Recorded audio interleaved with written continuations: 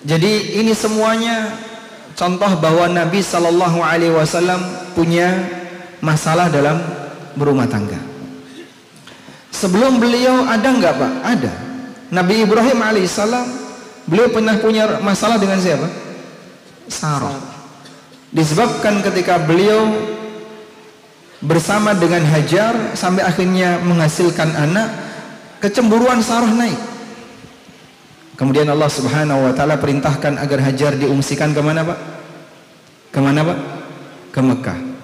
Di sebuah tempat tanpa kehidupan. Rabbi inni askantu min dzurriyyati biwadin ghairi dzi zar'in 'inda baitikal muharram. Ya Allah, aku tempatkan keluargaku dan keturunanku di sebuah lembah yang tanpa kehidupan, ghairi dzi zar'in, tanaman aja enggak ada. 'Inda baitikal muharram, di dekat rumahmu yang suci, yaitu di dekat Ka'bah. Lalu Allah perintahkan beliau untuk meninggalkan anak istrinya dalam posisi beliau masih sangat sayang dan mencintai anak itu. Subhanallah. Demikian pula para nabi yang lain, mereka punya masalah dalam keluarga. Maka kalau manusia-manusia mulia semacam ini mereka punya masalah dalam keluarga, berarti kita kalau punya masalah wajar nggak kira-kira? Sangat wajar. Sangat wajar. Sangat wajar atau nggak gimana? Nggak wajar. Sangat wajar. Sangat wajar. Makanya bukan yang kita kehendaki adalah keluarga tanpa problematika, tapi yang kita pelajari, yang perlu untuk kita pahami adalah bagaimana caranya menyelesaikan problematika keluarga tanpa masalah, menyelesaikan masalah keluarga tanpa masalah. Itulah yang perlu dan penting untuk kita pelajari. Nah, mungkin Akhi Zidan, langsung saja kita ke sesi pertanyaan. Bagi bapak-bapak di sini yang ingin bertanya kepada Ustadz, kita persilahkan. Untuk pertanyaan pertama. Jadi bapak-bapak nggak usah malu ya untuk cerita tentang masalah keluarganya. Jadi soalnya agak-agak tolong dirahasiakan semuanya. Soalnya takut kalau nanya nanti dibilang, wah kejadian nih. Oh gitu. Masalahnya istrinya juga ikut denger Ustaz. Ya mungkin tafadhol bagi umahat mungkin atau bapak-bapak yang ingin bertanya kepada Ustaz, insya Allah nggak ada masalah kayaknya Ustaz. Alhamdulillah. Baik. Kita akhiri sampai di sini. Ya Ustaz, apa maksudnya kita membahas tentang problematika rumah tangga Ustaz. Terkadang itu kan kalau kita laki-laki ini kan Ustaz dihadapi dengan fenomena-fenomena misalnya soal mungkin poligami ya Ustaz ya, yang itu sensitif apabila dikatakan oleh istri atau perempuan. Padahal mungkin niatnya bukan itu, hanya membahas saja. Nah itu bagaimana Ustaz? Bolehkah seorang istri itu marah hanya karena seorang suami itu hanya membahas ilmu poligami tapi tidak tahu Ustaz niat atau tidak gitu? Karena mungkin nanti akhir kalau misalnya dibiarkan tidak direspon dengan emosi, mungkin nanti kelanjutan nanti yang awalnya cuma membahas jadi kejadian gitu. Nah mungkin Ustaz bisa menjelaskan Ustaz. Nah ini kelemahan saya kalau diajak bahas masalah poligami itu belum cukup umur Mas. Makanya tolong Anda ganti dengan tema yang lain saja. Masya Allah, subhanallah, ya mungkin ini langsung menjurus ya kalau akhir itu ya. Insya Allah. Gimana hadirin semua? Ya, ada itu satu orang. Ada satu, Masya Allah. Masya Allah.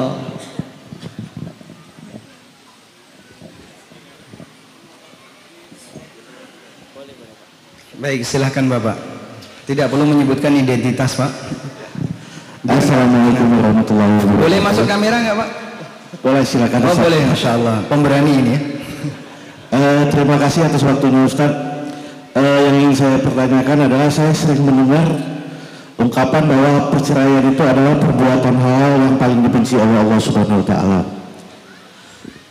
Terus yang ingin saya tanyakan lagi, apakah orang yang melakukan perbuatan perceraian itu termasuk yang dibenci oleh Allah Subhanahu Wa Taala? Terus kaitannya dengan Allah itu katanya kan Maha Pengasih lagi Maha Penyayang. Kenapa ada sifat pembenci pada Allah Subhanahu Wa Taala itu Ustaz? Mungkin itu yang ingin saya tanyakan. Terima kasih. Assalamualaikum warahmatullahi wabarakatuh. Waalaikumsalam warahmatullahi wabarakatuh. Baik. Pertama kita bahas terlebih dahulu mengenai kalimat perceraian itu adalah sesuatu yang halal tapi dibenci oleh Allah. Sampai ada yang mengatakan itu hadis, dan ini nggak benar ya. Ini bukan sabda Nabi SAW. Abghadul halali indallahi at-talaq. Sesuatu yang halal yang paling dibenci oleh Allah adalah perceraian, talak. Tapi ini bukan hadis. Namun kalau kita mengacu kepada hadis, sebenarnya perceraian itu tercela ataukah terpuji jika kita mengacu kepada hadis. Pernah satu ketika Nabi SAW menyampaikan tentang singgasana iblis. Iblis itu punya arsy. Wa kana arsyuhu fil bahr, dan arsy-nya iblis itu di mana? Di laut. Wa ba'atsa sarayahu, dan iblis mengirim pasukan-pasukannya untuk menggoda manusia seantero jagat raya ini. Lalu mereka kembali untuk menyampaikan laporan.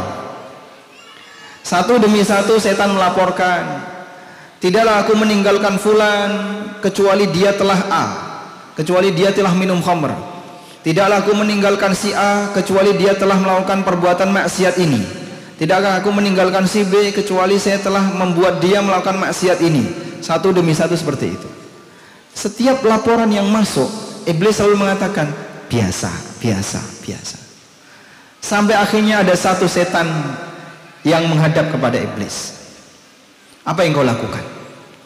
Lalu setan ini mengatakan, tidaklah aku menghadap tuanku kecuali saya telah memisahkan antara fulan dengan istrinya. Kemudian si iblis ini mengatakan, nikmas syaitani anta, kamu setan terbaik di dunia. Setan yang berprestasi ya. Akhirnya dia dikasih posisi yang istimewa. Dan hadis ini sahih riwayat Muslim. Maka kita bisa lihat dalam hadis ini bahwa di antara tindakan yang disukai oleh iblis adalah terjadinya perceraian. Karena ketika terjadi perceraian ada banyak sekali turunan potensi keburukan.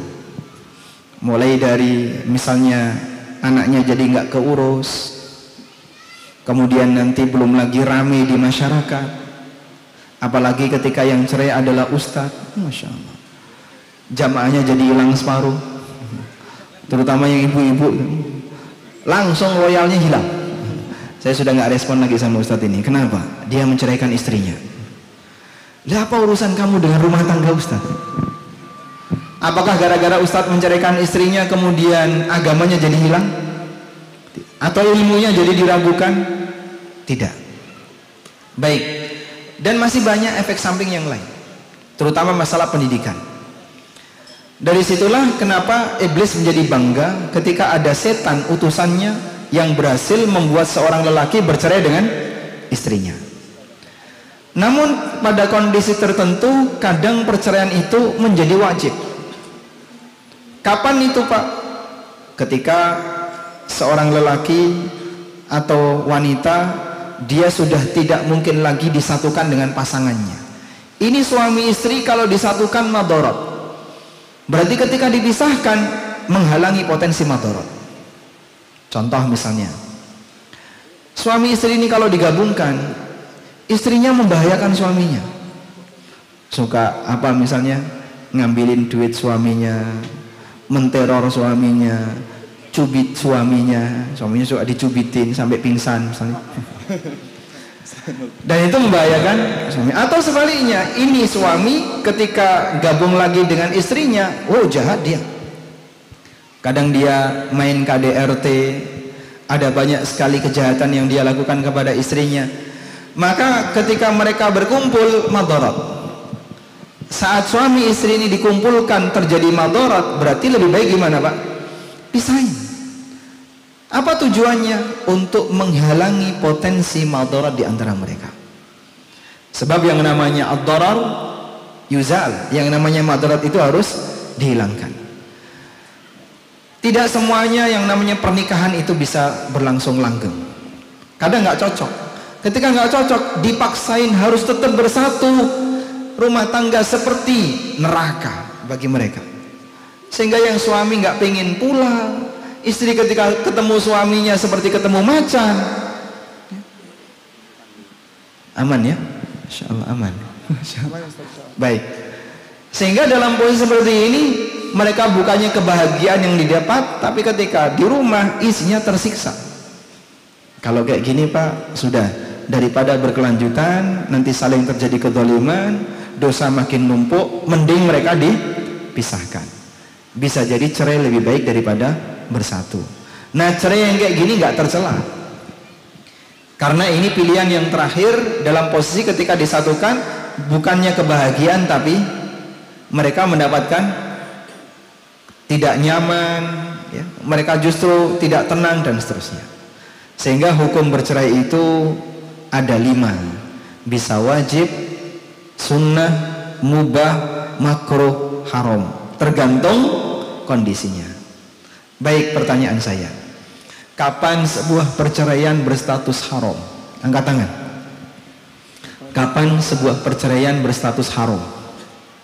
Silakan. Masya Allah. Baik, angkat tangan dapat hadiah ya. Langsung aja, akhi. Ketika rumah tangga itu berjalan baik-baik saja Ustaz, terus mungkin karena gangguan dari luar terus terjadi perceraian Ustaz. Kalau seperti itu nggak haram? Nggak haram. Nggak haram. Baik, dapat hadiah ya, meskipun salah. Kapan sebuah perceraian statusnya haram? Nah, silakan. Mikrofon. Di saat suami menceraikan istri yang sedang hamil. Yang sedang hamil. Salah. Hadiahnya apel. Masya Allah. Ada lagi, kapan sebuah perceraian hukumnya haram?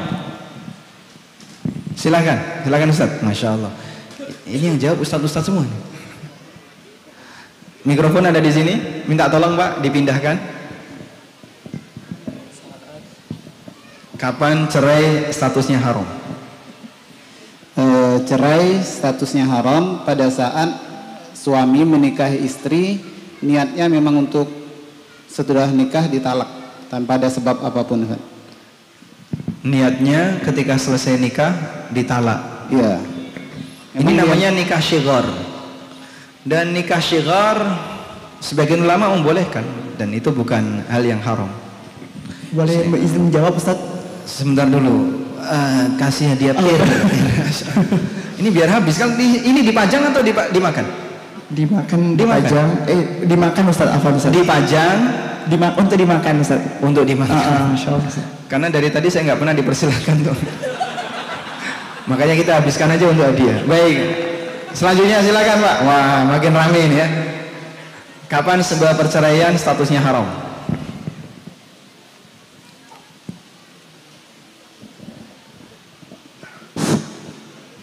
Assalamualaikum warahmatullahi wabarakatuh. Waalaikumsalam warahmatullahi wabarakatuh. Pendapat saya ada 2 Ustaz. Ada 2? Ya. Satu aja Pak. Ya. Yang rojih yang mana? Kalau yang kira-kira menurut saya yang rojih adalah ketika keadaan baik-baik saja, tetapi istri menuntut cerai dengan suami. Istri menuntut cerai suami padahal keadaannya baik-baik saja. Kalau suami mengabulkan kan sah-sah saja Pak. Nggak haram. Baik. Satunya. Mungkin banyak menjawab Ustaz, Masya Allah. Satunya. Enggak, satu lagi katanya Bapak punya 2 jawaban. Satu lagi adalah setelah ditalak 3, terus suami menyuruh istrinya untuk menikah lagi, tetapi tidak boleh digauli. Sesudah itu diceraikan. Itu yang haram nikahnya, namanya nikah tahlil ya. Iya. Baik, jawaban Bapak meleset. Dapat apel. Masya Allah. Adal, mana panitia yang menentukan? Mana tadi ya? Silakan. Atau langsung berdiri aja, berdiri ya. Boleh, siapa berdiri silakan. Biar mikrofonnya lebih cepat sampai. Berdiri, langsung berdiri. Ini abang nih, Masya Allah. Silakan abang. Assalamualaikum warahmatullahi wabarakatuh. Waalaikumsalam warahmatullahi wabarakatuh.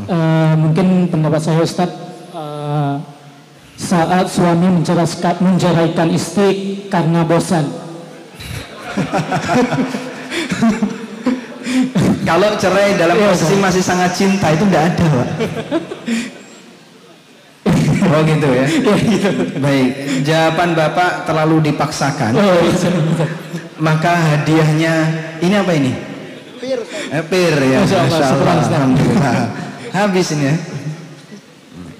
Ada satu lagi. Silakan. Mikrofon di mana mikrofon?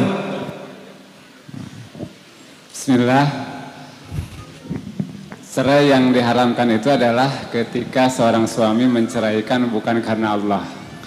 Ketika seorang suami menceraikan bukan karena Allah. Misalnya karena utang. Boleh nggak? Istrinya punya banyak utang, akhirnya suami menceraikan istrinya, boleh nggak? Boleh. Boleh. Berarti bukan karena Allah ya, karena utang. Baik. Nanti dibawa ke bungo pirnya. Ada lagi? Silakan Pak. Siapa? Silakan. Ketika istri tidak cantik lagi, Ustaz. Wah, ini kok jawabnya jadi ngelantur kemana-mana, nggak dapat hadiah. Silakan Pak. Ini. Paling pojok nggak kelihatan. Bismillah. Kalau pendapat saya Ustadz, itu seorang suami menceraikan istri dalam keadaan haid. Alhamdulillah. Baik, Anda bisa milih. Masya Allah. Buku yang mana? Silakan Bang, pilih Bang. Ini jawaban yang benar ya. Buku yang mana Bang? Waalaikumsalam warahmatullahi wabarakatuh. Baik, antum mau piring atau pir?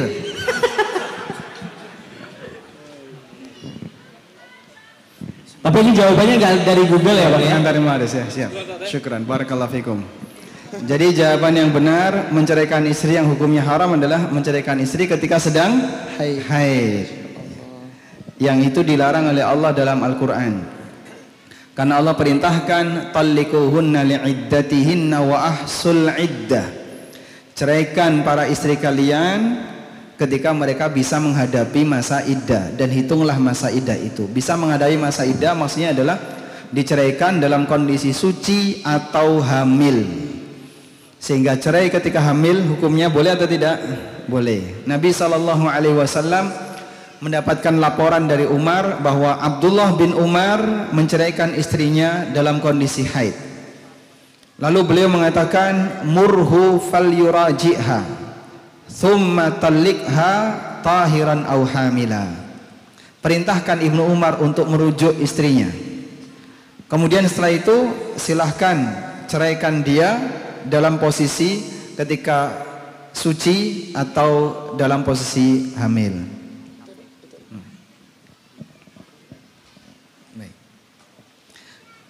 Cukup? Tadi bahasa apa kok terus sampai di sini? Tentang perceraian Ustaz. Iya, tentang perceraian.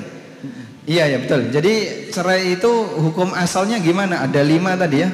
Kemudian saya tanya, cerai yang statusnya haram adalah tadi menceraikan istri dalam posisi haid. Baik, cukup? Cukup Ustaz. Mungkin ada pertanyaan dari Umahat yang ada di belakang. Baik, kita kasih kesempatan. Ikhwan dulu, kayaknya bapak-bapak ini punya banyak masalah. Oh, Masya Allah. Boleh Ustaz, Ikhwan ya, mungkin kita kasih kesempatan. Silakan. Tafadhol Bang. Assalamualaikum Ustaz. Waalaikumsalam warahmatullahi. Untuk Ustaz, saya ini nak bertanya nih Ustaz. Jadi kok bapak gemeteran kenapa? Gak usah grogi Pak ya. Sesuai dengan tema nih kan memang yang sedang saya hadapi gitu Ustaz. Masya Allah. Istrinya dibawa nggak Pak? Istrinya enggak Ustaz. Jadi istri saya ini masih masih payah lah untuk diajak ini gitu Ustaz. Jadi saya banyak-banyak sabar lah gitu kan. Nah kemudian beberapa bulan yang lalu kami bertengkar. Kata Ustaz tadi ini kan kalau seandainya sulit untuk disatukan maka ada salah satu jalan adalah perceraian gitu kan. Cuma Ustaz saya ini belum menceraikan istri saya itu nikah lagi Ustaz. Masya Allah. Iya. Oh gitu. Istri tahu nggak itu? Istrinya dulu nggak tahu, sekarang sudah tahu gitu kan. Masya Allah. Jadi makin akrab kalau kayak gini? Enggak. Oh enggak. Istri yang pertama tuh marah dengan keluarganya segala macam gitu kan. Iya. Tapi ya saya karena saya sudah berbuat ya saya harus bertanggung jawab gitu kan. Masya Allah. Tapi istri yang pertama ini enggak mau setiap saya kali ke situ dia enggak mau ngapa segala macam enggak mau. Cuman saya masih kasih nafkah karena punya anak satu kan. Nah, kemudian yang istri yang kedua pun begitu juga. Kalau seandainya dia enggak mau juga dimadu gitu kan. Ya, Istri kedua nggak mau dimadu. Iya pokoknya disuruh milih gitu kan, kalau mau baliklah sana, aku nak balik ke orang tua aku atau dia kan. Ah sudah tuh. Akhirnya bapak gimana ini, tidur di masjid berarti Pak? Di rumah yang pertama ditolak, rumah yang kedua ditolak, tidurnya di mana, di masjid? Enggak Ustaz. Jadi kalau sekarang sih ya di tempat yang kedua Ustaz. Cuman yang pertanyaan saya nih Ustaz. Macam mana sebenarnya, apakah saya ini benar-benar menceraikan istri saya yang pertama atau macam mana, apa saya zalim apa macam mana Ustaz dengan istri kalau kasusnya seperti ini gitu Ustaz. Kalau nafkah alhamdulillah setiap bulan saya kasih terus gitu Ustaz. Baik yang pertama maupun yang kedua. Iya, yang pertama maupun yang kedua. Masya Allah. Sekarang sudah ada Isya ya. Masya Allah. Pertanyaan Bapak di-cut Pak ya, karena sudah masuk Isya. Ini sensitif dan berbahaya. Kita dengerin adzan Isya dulu ya. Barangkali selesai adzan beliau mereda masalahnya. Baik, silakan muadzin. Silakan Amin Zidan.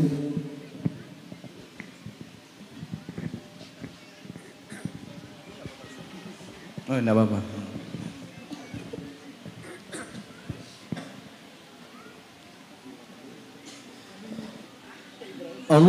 Allahu Akbar, Allahu Akbar, Allahu Akbar, Allahu Akbar. Ashhadu an la ilaha illallah.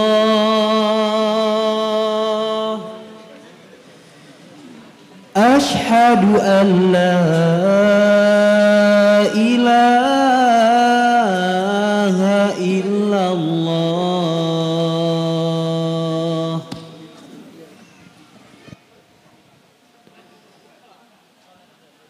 Ashhadu anna Muhammadar Rasulullah.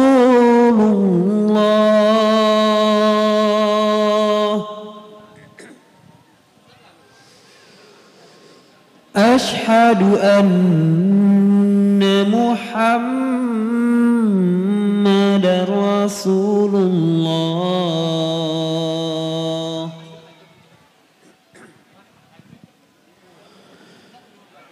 Hayya 'ala shalah.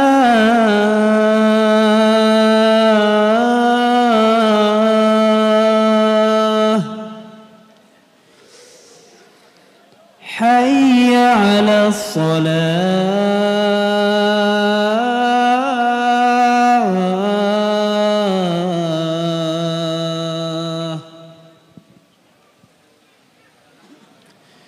Hayya 'alal falah.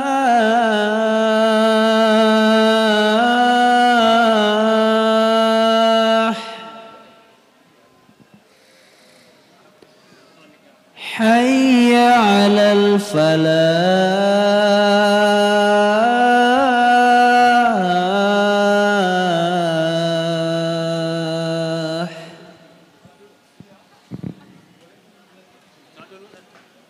Allahu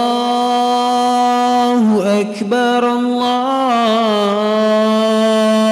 Akbar. La ilaha illallah.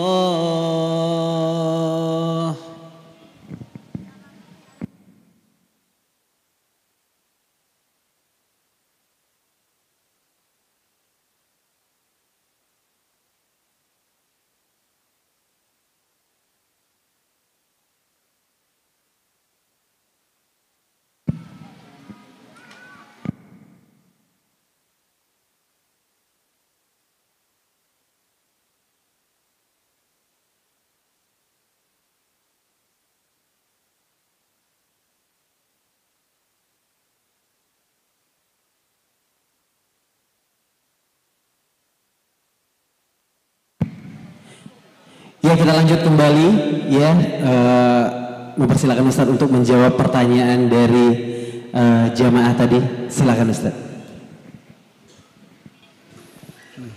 Alhamdulillah wassalatu wassalamu ala Rasulillah wa ala alihi wa sahbihi wa mawala. Tapi ini penanyanya lagi gak ada ini. Lagi wudu, Masya Allah. Gak fokus nanti beliau dengerin. Berarti gimana? Tunggu dulu ya, kita ganti ke penanya yang lain. Yuk, mungkin ada penanya yang lain yang ingin bertanya. Atau yang dari belakang silahkan. Ya, yang dari Ummahat silakan jika ada yang ingin bertanya. Apakah ada mic dari panitia? Oh, belum ada. Belum ada. Oh, silakan tuh ada. Mungkin kita kasih kesempatan untuk Ummahat dulu ya, Ikhwan.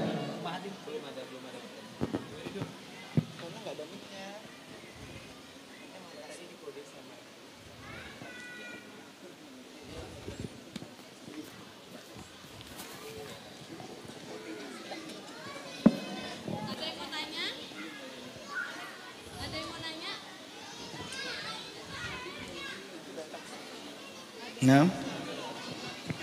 Oh baik, alhamdulillah baik. Baik, silakan duduk yang rapi Pak ya. Baik, pertanyaan beliau tadi apa Pak? Apa yang sikap yang harus Apakah harus menceraikan salah satu atau istri yang pertama? Kalau Bapak disuruh milih antara yang pertama dengan yang kedua, Bapak milih yang mana Pak? Ya kalau untuk milih itulah Ustaz, jadi bingung gitu Ustaz, maksudnya karena istri yang pertama ini setiap kali saya ke situ dia udah mau ngomongnya pokoknya aku udah mau lagi gitu kan. Nggak mau lagi. Nah, seperti itu. Kemudian istri yang kedua pun kalau seandainya saya nak balikan gitu serah, cuman aku udah mau kalau kalau di madu gitu kayak gitu Ustaz. Padahal dia jadi madu. Kalau nggak mau dikasih madu kasih apa Pak? Air putih aja. Tayyib. Jadi Ustaz yang saya tanyakan nih, sikap kemudian apa saya tuh zolim apa masalah Ustaz dengan istri yang pertama? Kan statusnya waktu itu kami bertengkar, man nikahnya tuh udah ada izin sama dia gitu Ustaz. Kalau dalam agama Islam tuh macam mana gitu? Bismillah, coba saya ngasih jawaban sederhana ya. Astagfirullah billah. Yang saya pahami begini. Jadi ketika ada wanita yang menjadi madu bagi wanita yang lain, baik dia istri kedua, ketiga dan seterusnya, maka terlarang bagi istri siapapun, bagi istri yang manapun, baik pertama, kedua maupun ketiga, meminta kepada suaminya untuk menceraikan istrinya yang lain. Sehingga misalnya istri kedua minta, abang ceraikan istri kedua, atau abang ceraikan istri pertama, kalau enggak abang nggak usah kesini. Jadi kalau yang kayak gini hukumnya terlarang. Apa dalilnya? Ini saya bacakan hadis riwayat Bukhari. Dari sahabat Abu Hurairah radhiyallahu anhu, beliau mengatakan, naha Rasulullah sallallahu alaihi wasallam. Rasulullah sallallahu alaihi wasallam melarang beberapa hal. Di antaranya yang beliau sebutkan di sini, wala yakhtubu ala khidbati akhi. Jangan melamar wanita yang sedang dilamar oleh orang lain. Lalu di kalimat yang terakhir, wala tas'alul mar'atu talaqa ukhtiha litakfa'a ma fi ina'iha. Janganlah seorang wanita meminta suaminya untuk menceraikan saudarinya. Maksudnya adalah madunya, agar dia bisa menumpahkan piring wanita itu. Disebut menumpahkan piring ketika cerai itu terjadi, maka sudah tidak ada lagi nafkah dari suami kepada sang istri. Sehingga kalau misalnya istri kedua minta, abang pilih mana, saya atau dia? Kalau pilih saya, ceraikan dia. Seperti ini dalam hukum Islam tidak boleh. Seorang wanita meminta agar suaminya menceraikan madunya.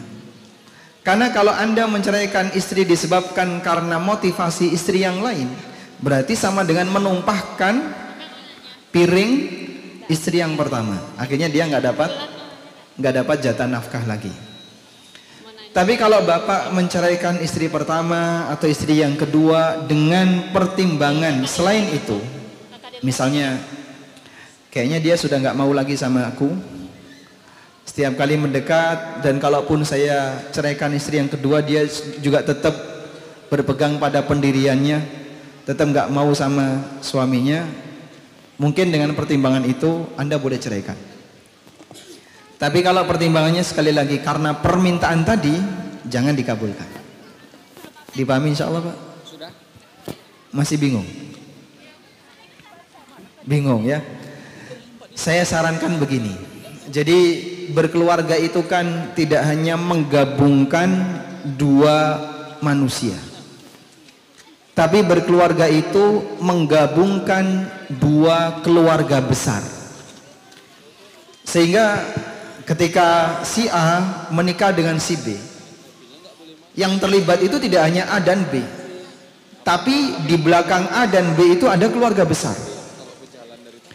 Keluarga besar ini akan bahagia ketika A dan B bahagia, dan keluarga besar ini akan turut dapat masalah ketika A dan B bermasalah.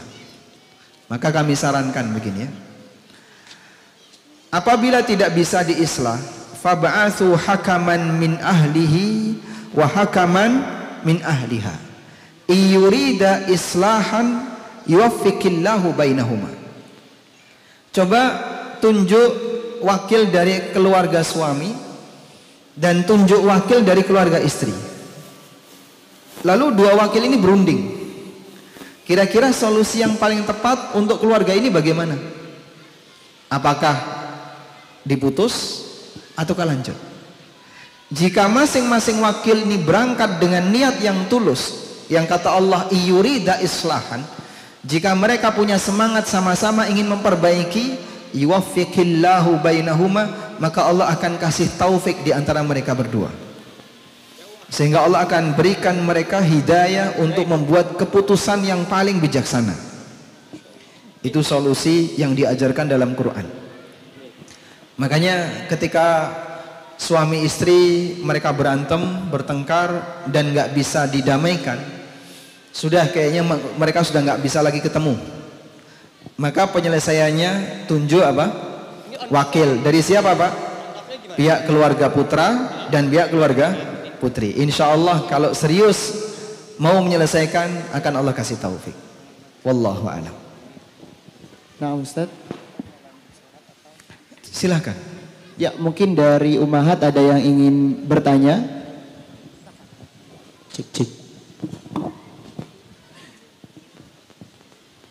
Ya, dari Ummahat ada yang bertanya, panitia? Tidak ada, baik. Oh, mic-nya di panitia, silakan. Tidak ada ya? Oh tidak ada, Masya Allah. Alhamdulillah, Ya. saya bersyukur sebenarnya. Iya, berarti dari Ummahatnya tidak ada problematika, Ustaz. Alhamdulillah, mereka semua bahagia bersama bapak-bapak yang ada di sini ya. Masya Allah. Berarti Jambi ini adalah potret lelaki saleh. Amin. Amin. Masya Allah. Ya mungkin dari bapak yang ingin bertanya, ya silakan Pak.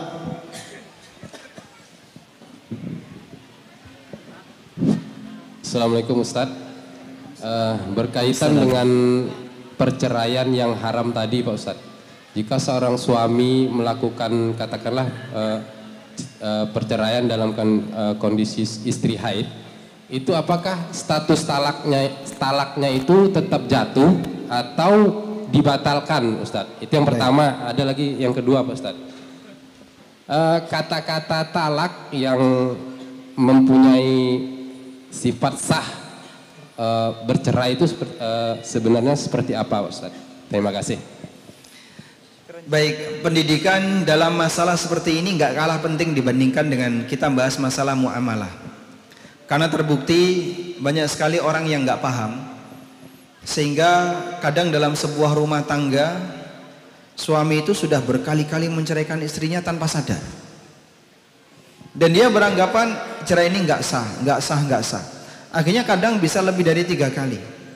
Secara hukum dia bukan suami istri lagi, tapi mereka masih satu, masih hubungan badan, padahal itu statusnya perzinaan. Sebabnya apa? Nggak punya ilmu. Makanya sebenarnya pemerintah sudah memberikan ruang bagi mereka untuk belajar.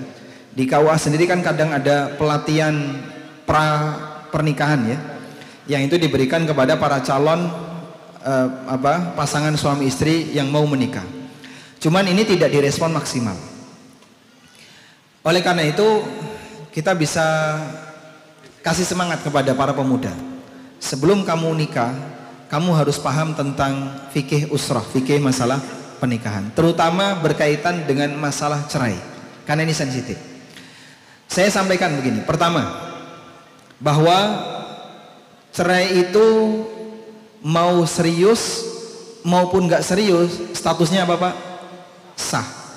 Rasulullah SAW bersabda, "Salasun jidduhunna jiddun wa hasluhunna jiddun." Ada 3 hal, seriusnya dianggap serius, guyonnya dianggap serius. Lalu beliau sebutkan an-nikah, wat talaq, wal itaq. Nikah, cerai, dan membebaskan budak. Sehingga ketika ada orang yang mengucapkan kalimat talak main-main, ini berstatus sah. Yang kedua, cerai itu dalam kondisi marah. Cerai itu dalam kondisi marah. Ada yang punya anggapan cerai marah nggak sah. Kata siapa? Sebutkan satu perkataan ulama yang mengatakan cerai marah nggak sah. Dia sendiri yang punya kaidah kayak gitu. Itu masyarakat awam yang nggak punya ilmu tentang ini. Cerai marah itu sah dengan sepakat ulama. Cuman marah itu ada 2. Marah ada 2. Pertama, marah yang akalnya masih bisa berfungsi. Ucapan yang keluar dari orang yang marahnya akal masih berfungsi, statusnya ucapan yang sah. Mau ucapan cerai maupun ucapan yang lain. Misalnya, ada seorang suami, ya, dia marah, emosi sama istrinya. Lalu dia sampaikan ucapan, "Aku ceraikan kamu." Udah? Dia bilang, "Ini nggak sah." Kenapa? Lagi marah. Begitu ngangkat telepon, langsung tawar-menawar. Loh, katanya marah, kok masih bisa tawar-menawar? Berarti akalnya masih sehat nggak? Masih sehat, meskipun dia emosi. Orang emosi, terkadang akalnya masih sehat. Dalam posisi ini, berarti sebenarnya ucapannya itu dilakukan dengan sengaja. Ini cerai yang statusnya sah. Dan yang namanya cerai itu rata-rata karena marah. Kalau dalam posisi saling mencintai, sang suami begitu sayang sama istrinya, pengen membersamai istrinya, kok dia katakan, "Aku ceraikan kamu." Nggak ada Pak di muka bumi ini. Nemu nggak Pak kayak gitu Pak? Ketemu orang kayak gitu Pak? Nggak ada. Nggak mungkin seorang suami dalam kondisi sedang sangat jatuh cinta sama istrinya, tiba-tiba dia sampaikan, "Aku ceraikan kamu." Kalau nggak ada tekanan di pihak luar. Makanya nggak ada istilah cerai tanpa marah. Rata-rata cerai itu karena marah. Nah, yang kedua, ada jenis marah yang statusnya membatalkan semua ucapan. Itulah yang disebut dengan marah dalam kondisi ighlaq. Marah dalam kondisi ighlaq, Masya Allah, selamat datang Pak Gadis. Waalaikumsalam warahmatullahi wabarakatuh. Insya Allah, barakallahu fiik. Baik. Baik. Alhamdulillah. Gimana kabarnya Pak? Alhamdulillah. Alhamdulillah, baik. Membahas perceraian. Betul Pak. Tapi ini nggak masuk program Disnaker Pak ya? Ya. Atau di Perendak nggak masuk ya? Di Perendak nggak masuk. Baik. Ini ada nggak di dunia disperindak yang nyinggung kayak gini? Terkait masalah apa tuh Ustaz? Perceraian. Sepertinya langsung ditodong jadi narasumber juga. Ya mungkin malam ini kalau dikaitkan dengan tadi saya masuk tadi terdengar perceraian seperti itu. Mungkin kalau dengan disperindak mungkin secara teknis mungkin tidak ya Ustaz. Tetapi mungkin malam ini kalau diminta jadi narasumber memang gak cocok, mungkin 1/4-nya bisa. 3/4-nya malam ini saya ikut ngaji Ustaz. Ya, saya ikut ngaji. Tapi mungkin sharing sedikit juga. Ya, saya mohon izin terlambat Ustaz. Tadi di rumah ada sedikit pekerjaan, ada tamu datang, maghrib, nah tidak bisa maghrib di sini. Pada maghrib baru meluncur. Tapi ternyata malam minggu perjalanan ke sini lumayan macet, mulai dari Kota Baru sampai ke Simpang sana. Tapi alhamdulillah sampai. Mudah-mudahan bisa berbagi sedikit di sini Ustaz. Jadi terkait malam ini kita berbicara masalah problematika rumah tangga. Problematika rumah tangga. Jadi yang di hadapan saya ini semuanya sudah kepala rumah tangga belum? Masih ada yang bujangan? Ya baik. Jadi intinya mungkin kalau berbicara rumah tangga, kita umat Islam tentunya diwajibkan untuk, saya nggak bisa berhadis, tetapi pasti kita tahu kita diwajibkan untuk saling hidup berpasangan-pasangan. Jadi diwajibkan itu tentunya saya alhamdulillah sudah beristri, sudah memiliki 4 orang anak, putra dan putri. Tetapi kembali kepada kehidupan berumah tangga ini tentunya menyatukan 2 personal yang berbeda. Itu yang mungkin perlu kita pahami semua, perlu kita pahami bersama. Dan saya yakin saya sudah 23 tahun berumah tangga. Tentu kita tidak bisa untuk betul-betul bersatu. Satu itu saya rasa mungkin tidak bisa, karena memang hakikatnya bahwasanya kita 2 pribadi yang berbeda. Tetapi tujuan daripada pernikahan tersebut tentunya adalah ingin menyatukan. Tapi mungkin untuk menyatukan nanti mungkin prosesnya, mungkin akhirnya mungkin ya Ustaz ya, saya belum sampai ke sana juga. Mungkin pada akhirnya mungkin akan bisa. Nah tentunya dalam proses kita menuju itu pasti banyak sekali halangan, kendala yang kita temui atau kita kita dapati. Contohnya mungkin kita selaku kepala rumah tangga diwajibkan untuk menjadi imam. Ya, menjadi imam itu kan wajib bagi kita laki-laki. Ada ibu-ibu jangan sebelah. Ada Pak. Ya, ibu-ibu juga di balik layar, di balik hijab. Kita diwajibkan untuk menjadi imam. Nah tentunya imam ini tidak gampang menjadi imam, tidak semudah kita menyampaikan. Tetapi dalam perjalanan kita berumah tangga, karena kita memang di kodrat kita adalah imam, ya kita harus berupaya menjadi imam yang terbaik. Nah tentunya proses itu hal tersebut perlu proses, ya perlu proses. Kembali kepada kita semua bagaimana niat kita untuk itu. Nah tentunya dalam perjalanan 23 tahun saya contohkan ke diri saya tidak segampang yang ini. Artinya mungkin pada satu saat kita jadi imam, mungkin pada satu saat kita juga bisa menjadi muhrim tanda kutip, karena mungkin ada hal lain yang mungkin harus kita mengerti.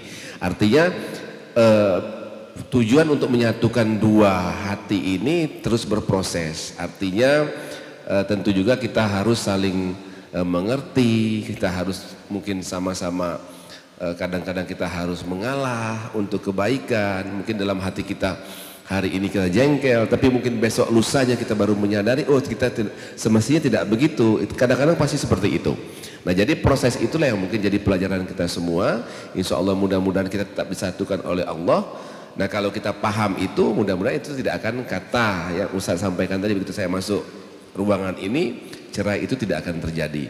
Walaupun cerai itu tidak diharamkan, tetapi kan itu tidak disukai. Nah bagaimana kita mempertahankan itu, kembali kita ke diri kita masing-masing. Nah khusus untuk ibu-ibu mungkin yang di belakang juga harus memahami.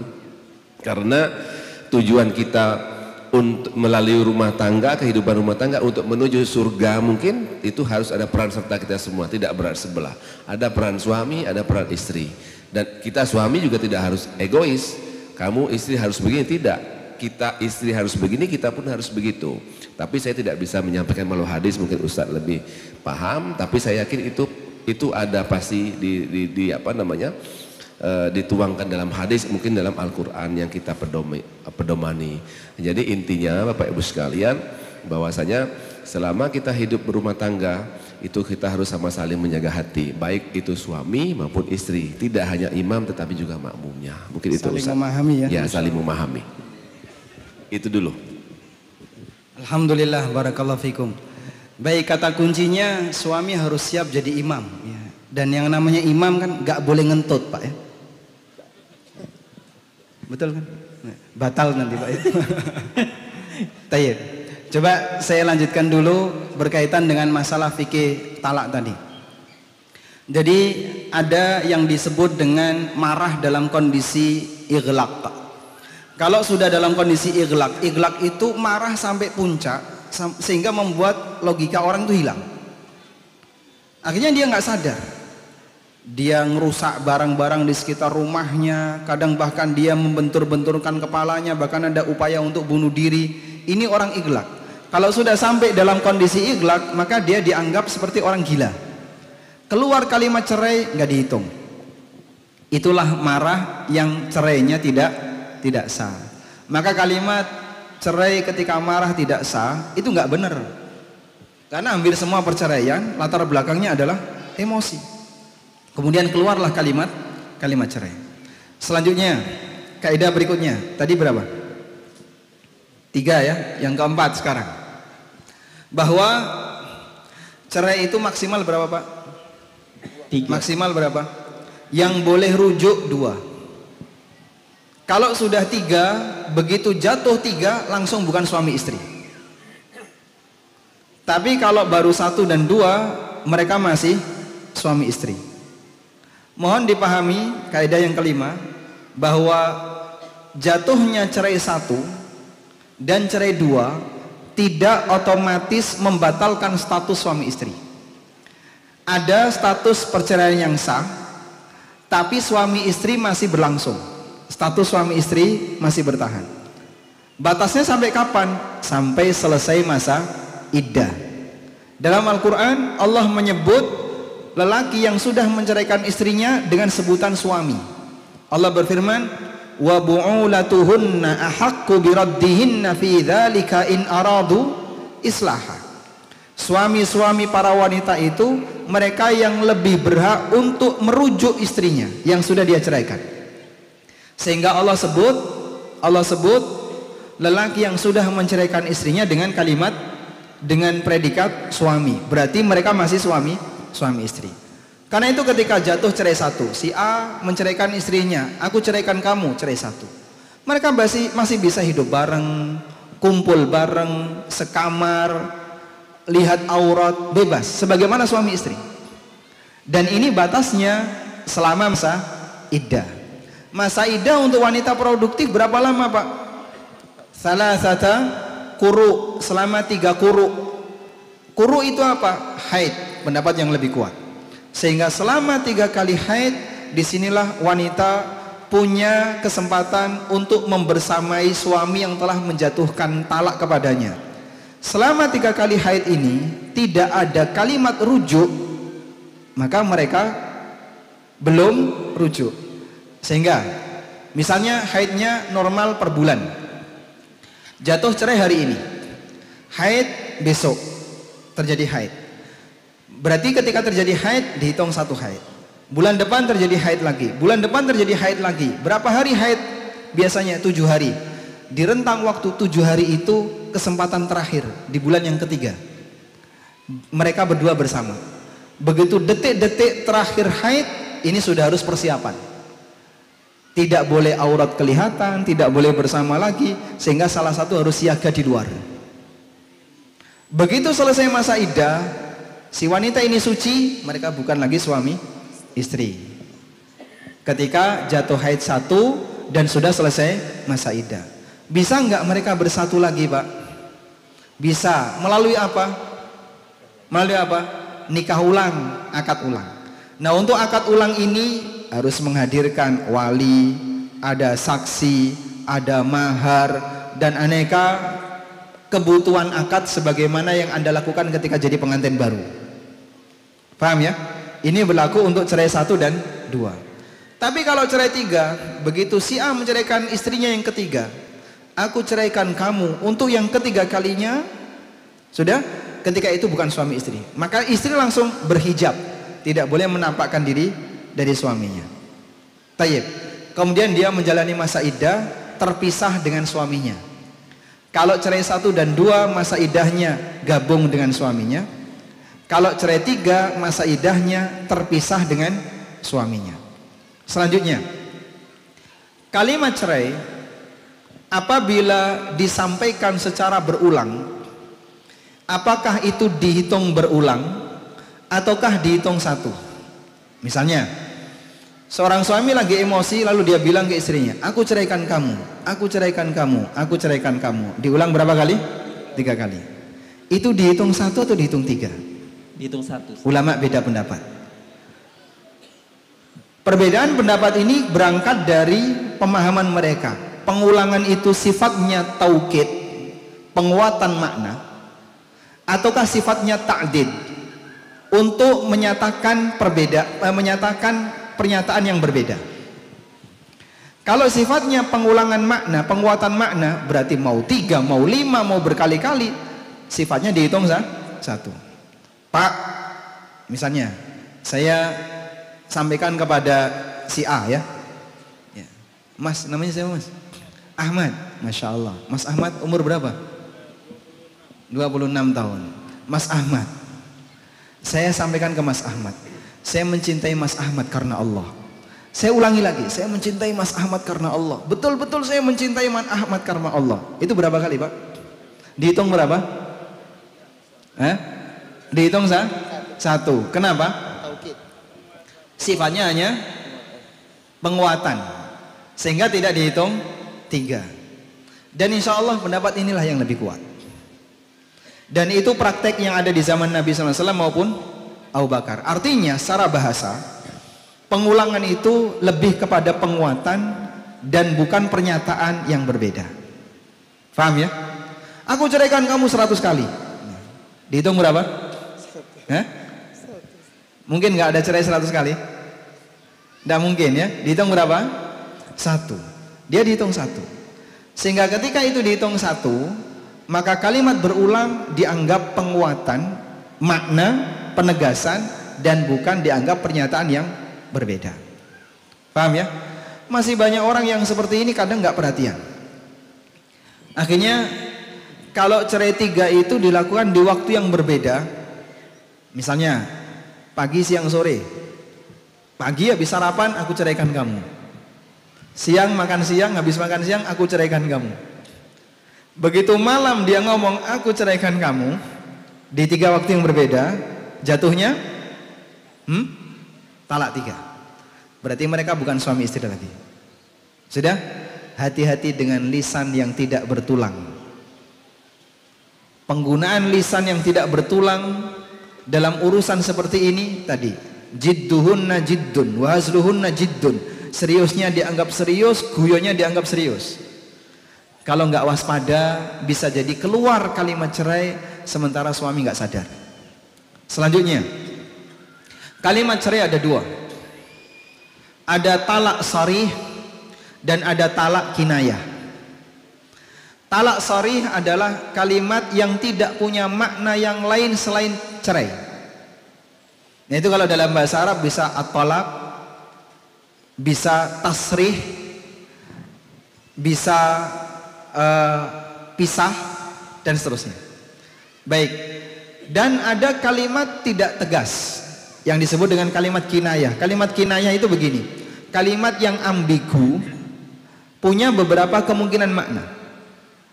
Ketika dia punya beberapa kemungkinan makna, saat itu disampaikan kepada istrinya, ada kemungkinan makna cerai dan ada kemungkinan makna tidak cerai. Terus statusnya cerai atau tidak? Kalimat yang ambigu itu kembali kepada niat orang yang ngomong. Misalnya, tolong bawa ini. Ketika saya minta kepada beliau, kamu bawa ini. Sudah? Ambigu nggak ini? Ambigu. Ini Ustadz ngapain? Ada kemungkinan saya ngasih HP beliau. Ada kemungkinan yang kedua, saya titip HP ke beliau. Kemungkinan yang ketiga, saya pinjamkan HP ini ke beliau. Dan beberapa kemungkinan yang lain. Terus status akad ini apa? Tergantung niat saya. Pak Ustadz niatnya apa ini? Cuman minjemin sebentar, terus tak ambil lagi. Berarti beliau berhak nggak terhadap HP ini? Tidak, karena niat saya apa? Minjemin. Kadang kan ada orang yang kita diminta, itu pakai aja motornya dah parkir di tempat kamu, bawa itu BPKB bawa, STNK bawa, ini bila perlu KTP saya bawa, motornya bawa, suruh bawa ya. Ini suruh bawa dikasihkan bagaimana? Udah bawa aja. Nah, status apakah itu hibah ataukah itu dipinjamkan? Ini kembali kepada niat orang yang ngasih tadi. Paham ya? Paham. Baik. Cerai juga sama. Contoh, suami jengkel sama istrinya. Terus suami bilang, kalau gini terus, udahlah kamu pulang ke rumah. Kamu pulang ke orang tuamu, tak antar nanti. Udah? Lalu suami mengantarkan istrinya ke rumah orang tuanya. Jatuh cerai atau tidak? Jatuh cerai atau tidak? Jatuh? Nyuruh pulang ke rumah orang tua itu cerai atau tidak? Tergantung niat suami. Ketika dia memerintahkan istrinya untuk pulang ke rumah orang tuanya dengan niat cerai, jatuh cerai. Dan sebaliknya, kalau tidak niat cerai, tidak jatuh cerai. Ada dua kejadian yang sama di masa Nabi SAW, kalimatnya sama. Kalimatnya sama. Yang pertama terjadi pada Rasulullah SAW. Beliau pernah menikahi seorang wanita. Selesai akad, lalu Nabi SAW menemui wanita itu di kamar, di ruang yang tertutup. Begitu beliau mendekat, si wanita itu langsung mengatakan, a'udzubillahi minka. Aku berlindung kepada Allah dari anda. Nabi SAW langsung jaga jarak. Beliau menghindar. Dan beliau mengatakan, laqad udti bi'azim ilhaqi bi ahlik. Kamu telah minta perlindungan kepada zat yang maha agung, gak berani aku nyentuh kamu. Karena dia mengucapkan, aku berlindung kepada Allah darimu. Pengagungan Nabi SAW yang luar biasa kepada Allah. Ketika ada orang ngomong kayak gitu, beliau langsung menghindar. Kemudian wanita ini diperintahkan, silakan kau pulang ke ilhaqi bi ahlik, silakan kau pulang ke rumahmu, silakan kau pulang ke keluargamu. Dan niat beliau menceraikannya. Baik, kasus yang kedua. Ada sahabat yang diboikot oleh Rasulullah sallallahu alaihi wasallam selama sekian hari. Siapa namanya dan berapa hari? Siapa namanya? Ka'ab bin Malik. Masya Allah. Berapa hari beliau diboikot? Berapa? Enggak kebanyakan, Pak. Berapa hari? Masya Allah, baik, 40 hari ya. 40 hari, Ustaz. Baik, Bapak mau milih piring. Ini kamera ini hadiah ya. Wah, ada kamera, Pak.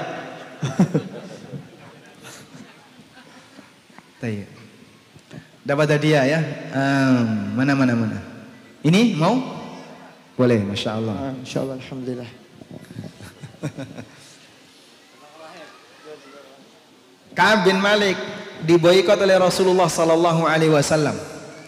Sampai puncak boikot, Nabi sallallahu alaihi wasallam perintahkan kepada keluarganya Ka'ab bin Malik, jangan kalian ajak ngomong Ka'ab. Istrinya nggak boleh ngomong sama Ka'ab. Akhirnya Ka'ab ini bingung.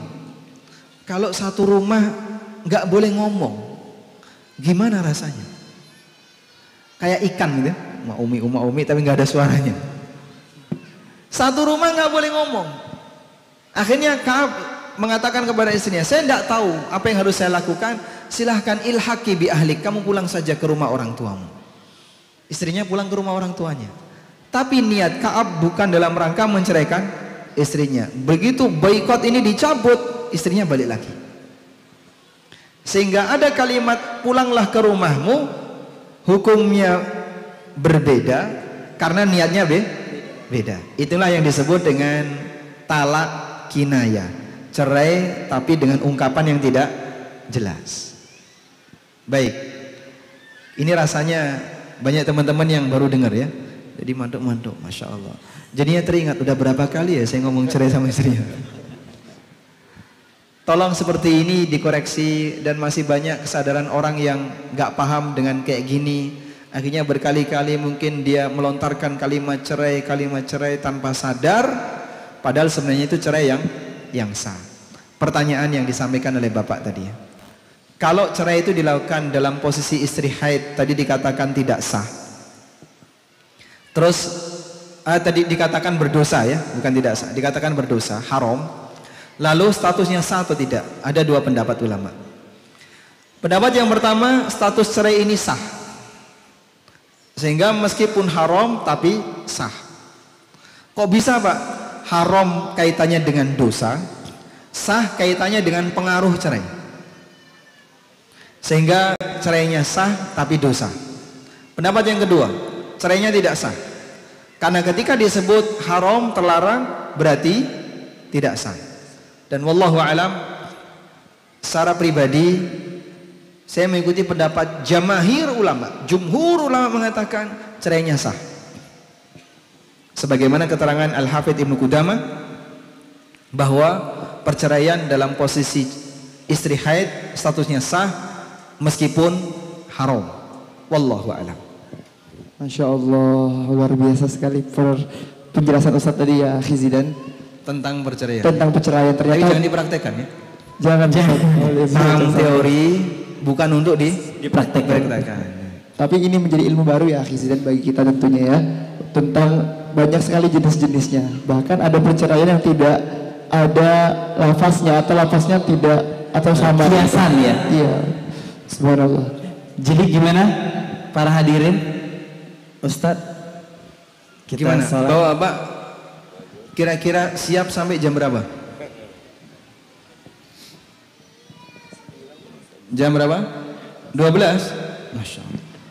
Gimana Pak? Sampai subuh? Masya Allah. Gimana ini? Ada kambing guling nggak? Atau bakar jagung? Cukup sampai di sini? Cukup Ustaz. Baik, kayaknya pesertanya udah pada pengen istirahat semua ya. Wajah-wajah kecapean ya. Ya, kita mungkin setelah ini akan melaksanakan sholat isya dulu. Oh, beliau ada satu lagi. Oh, ada satu lagi. Insya Allah. Silakan. Bismillahirrahmanirrahim. Assalamualaikum warahmatullahi wabarakatuh. Waalaikumsalam warahmatullahi wabarakatuh. Langsung saja Ustaz pertanyaannya. Bagaimana kalau ada, ini kisah Ustaz. Ada seorang lelaki yang sebelum dia belajar agama, belum ngaji, dia selingkuh. Kemudian setelah sadar bahwa itu adalah larangan Allah Subhanahu wa taala karena mendekati zina, maka wanita selingkuhannya diputuskan. Sampai zina atau tidak? Enggak. Tidak. Enggak. Akan tetapi dia sulit sekali untuk melupakan wanita tersebut. Jadi yang mau saya tanyakan, bagaimana tips untuk melupakan wanita tersebut? Syukran Ustaz. Assalamualaikum warahmatullahi wabarakatuh. Waalaikumsalam warahmatullahi wabarakatuh. Ini tanyanya salah alamat. Tapi ini bukan cerita pribadi kan Pak? Oh bukan ya, Masya Allah. Baik, Masya Allah. Gimana caranya untuk melupakan wanita itu? Gimana? Antum punya pengalaman nggak? Punya pengalaman selingkuh? Oh bukan. Misalnya dulu waktu SMA pernah dekat sama seseorang, terus cara melupakannya itu gimana sih? Pindah sekolah? Gimana Pak? Dibuang ke laut, Masya Allah. Kriminal itu Pak. Baik, Bapak kalau tanya gimana cara melupakannya, ya wallahu alam. Tapi semuanya kalau memang tidak ada cara yang lain, berdoa kepada Allah. Hati ini mungkin sulit untuk dikendalikan, sehingga mengendalikan fisik itu mungkin bisa. Kamu nggak boleh datang ke dia, nggak boleh menghubungi dia, nggak boleh. Nomor hapus, bisa nggak? Bisa dengan mudah. Baik, saya udah hapus nomornya.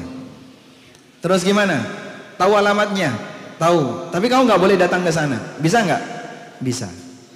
Secara fisik mungkin bisa dikendalikan. Cuman jatuh cinta, masalah hati, kalau sudah nempel, susah untuk dihilangin.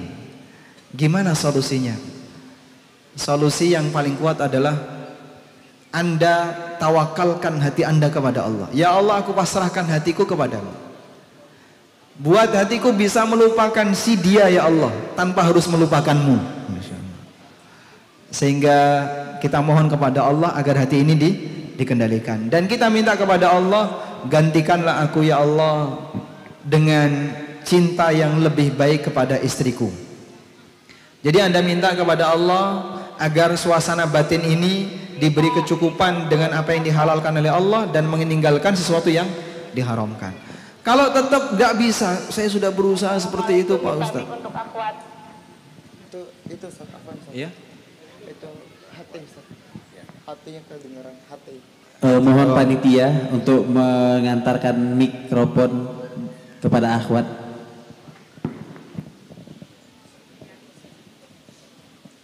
Baik. Jadi kalau sudah nggak sanggup sama sekali, ya sudah ya.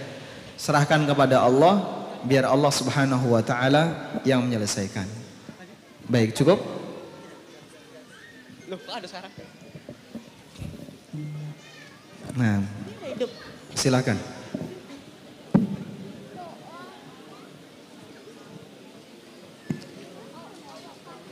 Ya, ini pertanyaan terakhir ya dari akhwatnya. Setelah ini insya Allah kita melaksanakan sholat isya berjamaah, dan nanti setelah sholat isya kita masih ada acara pembagian hadiah peserta lomba Ustadz. Ya, nanti yang insya Allah nanti akan dibagikan bersama Ustadz dan Bapak Kadis Disperindak. Dipersilakan Ummahat. Bismillah. Yang jadi pertanyaan di sini Ustadz, ada seorang wanita yang ditinggal merantau oleh suami itu dari usia anaknya 4 bulan ya sampai usia anaknya 5 tahun itu dia baru pulang seperti itu, tanpa ada memberikan nafkah seperti itu baik lahir maupun batin. Terus usia anak 5 tahun dia pulang menemui istrinya dan afwan dia berhubungan seperti itu ya Ustadz ya. Terus dia merantau lagi sampai ya mungkin lebih lama waktunya dan tidak ada juga kabar dan tidak juga memberikan nafkah baik lahir maupun batin. Terus terdengar bahwa dia sudah menikah lagi seperti itu. Tapi ketika dia berangkat merantau, dia tidak pernah mengucapkan kata cerai atau tidak ada masalah seperti itu Ustadz. Nah, ketika nanti suaminya balik ke misalnya ke Jambi seperti itu menemui istrinya, bagaimana itu statusnya Ustadz? Sementara istrinya afwan mungkin sudah tidak dinafkahi lahir batin seperti itu. Apakah itu statusnya masih suaminya? Seperti apa? Mohon penjelasan. Nah, jadi kaidah tambahan ya. Buku catatannya yang ditutup Pak, belum selesai ini ya. Kaidah tambahan bahwa tidak ada istilah cerai otomatis.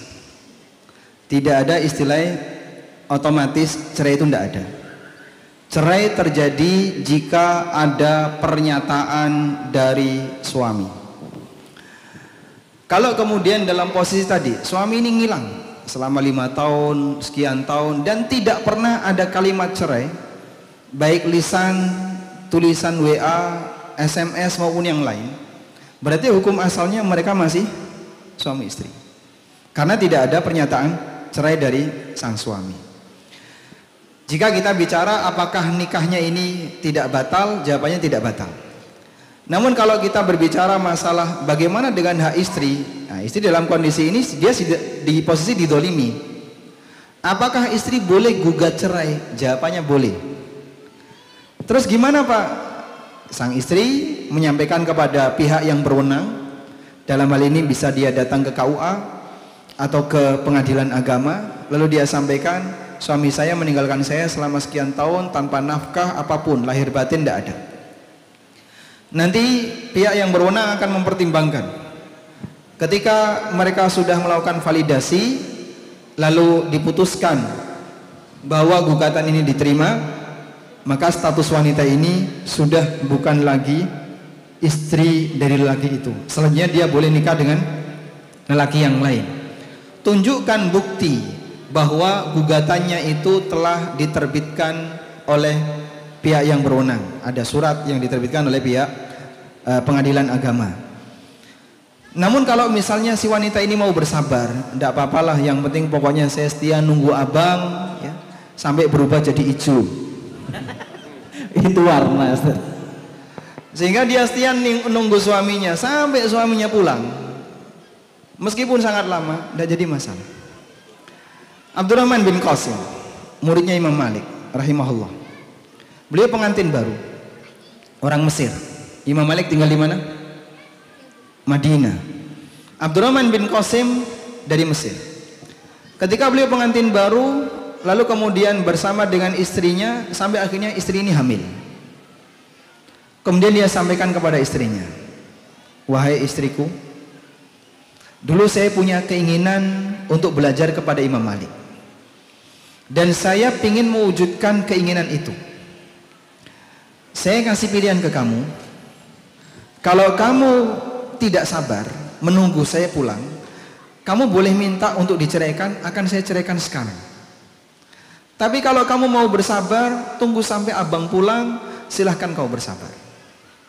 Subhanallah, wanita solehah ini lebih memilih yang kedua. Beliau pilih sabar. Berangkatlah Abdurrahman bin Qasim ke Madinah, belajar kepada Imam Malik selama 16 tahun, nggak pulang-pulang. Sampai akhirnya anak yang kemarin ditinggal dalam posisi masih berada di rahim ibunya, di usia 16 tahun berangkat dari Mesir menuju Madinah bersama rombongan jamaah haji. Sampai di Masjid Nabawi tanya, dia sudah dikasih tahu oleh ibunya, bapakmu ada di sana. Tanya dia, ada enggak majelisnya Imam Malik? Ada. Di mana? Di sana. Datang dia ke majelisnya Imam Malik. Setelah mendekat di majelisnya Imam Malik, tanya sama orang di situ, kalian kenal orang yang namanya Ibnu Qasim? Ibnu Qasim Al-Misri? Ibnu Qasim dari Mesir? Iya, betul. Coba kau lihat, yang di sampingnya Imam Malik itulah Ibnu Qasim. Akhirnya selesai majelis, beliau mendekat kepada ayahnya. Begitu salaman, mereka saling merangkul. Sang bapak ini mengatakan, syamamtu syammal walad, aku mencium bau anak. Dan memang itu anaknya. Pertemuan yang luar biasa. Pulang Abdurrahman bin Qasim jadi ulama kibar di Mesir, dan beliaulah manusia yang paling berjasa menyebarkan madhab Malikiyah di Mesir, sehingga madhab Malikiyah jadi tersebar di dataran Afrika bagian utara. Makanya madhab Malikiyah itu kan paling banyak diikuti oleh negara Maroko, Mauritania, Sudan, kemudian Libya, Aljazair dan sekitarnya, yang itu merupakan negara-negara yang berada di mana? Afrika Utara. Atas jasa Ibnu Qasim yang menyebarkan madhab Imam Malik kepada mereka. Baik. Sehingga ketika ditinggal lama, kalau tidak ada perkataan cerai dari suami, maka hukum asalnya apa? Hukum asalnya apa? Tidak terjadi perceraian. Baik. Nah, tadi Pak Kadis tanya, kalau baru dalam hati, misalnya lintasan batin, batinnya suami ini teriak, aku ceraikan kamu, tapi di hati ya, jadi nggak dengar kalian ya, itu jatuh cerai atau tidak? Jawabannya tidak. Sebab hukum lahiriah itu baru terhitung apabila dinyatakan secara lahiriah, dan cerai itu perbuatan lahiriah. Jika baru sebatas keinginan dalam hati, pernyataan dalam hati, maka belum diperhitungkan sampai diucapkan. Wallahu a'lam. Masya Allah, alhamdulillah. Terima kasih banyak Ustadz atas ilmunya pada malam hari ini. Ya, dengan berakhirnya jawaban dari pertanyaan terakhir tadi, maka berakhir pula talkshow kita pada malam hari ini. Dan insya Allah besok kita ketemu lagi di Masjid Nurdin Hasanah, itu jam 9 pagi insya Allah. Jam setengah 10 ya, afwan. Bukan jam 9. Oh, ada orang nikah. Sekalian kita talkshow problematika. Belum Ustaz, kan baru mau mulai Ustaz. Oh gitu ya.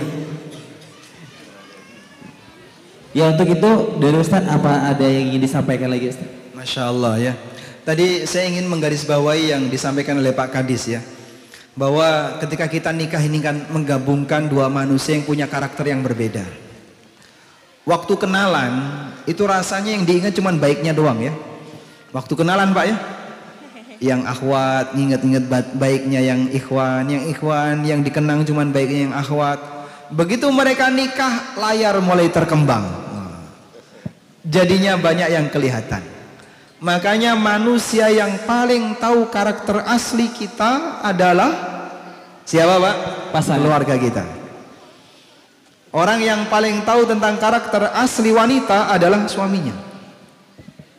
Dan orang yang paling tahu karakter asli seorang lelaki adalah istrinya.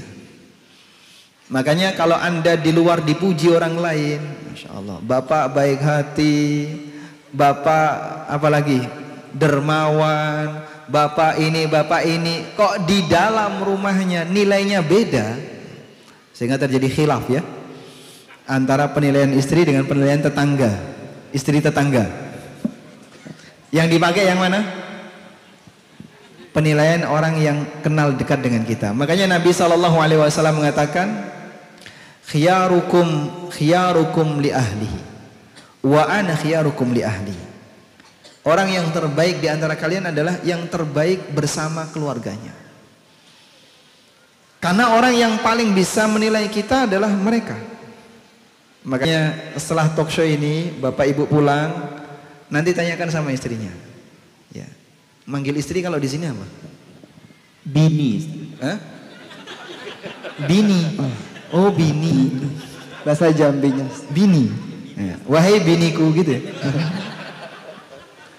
Kalau sekarang di kalangan ikhwan sudah zaujati, Ustaz. Zaujati. Masya Allah. Masya Allah. Misalnya, menurut zaujati, saya ini dinilai berapa? Antara angka 1 sampai 10. Oh, kamu di bawah 3.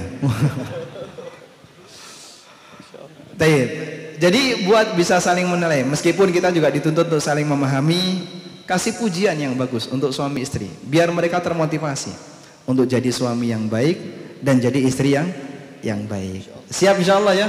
Insya Allah siap, Ustaz. Membuat komitmen, bapak-bapak jadi suami yang baik, ibu-ibu jadi istri yang baik. Semampunya, mastata'tu. Masya Allah. Wassallallahu ala nabiyina Muhammadin wa ala alihi wa sahbihi wa sallam. Wa akhiru da'wana alhamdulillahi rabbil alamin. Wassalamualaikum warahmatullahi wabarakatuh. Waalaikumsalam warahmatullahi wabarakatuh. Masya Allah, barakallahu fiik Ustaz Aminur Baiz dan Bapak Kadis Perindak tadi sudah memberikan sedikit pemaparan untuk kita tentang problematika rumah tangga.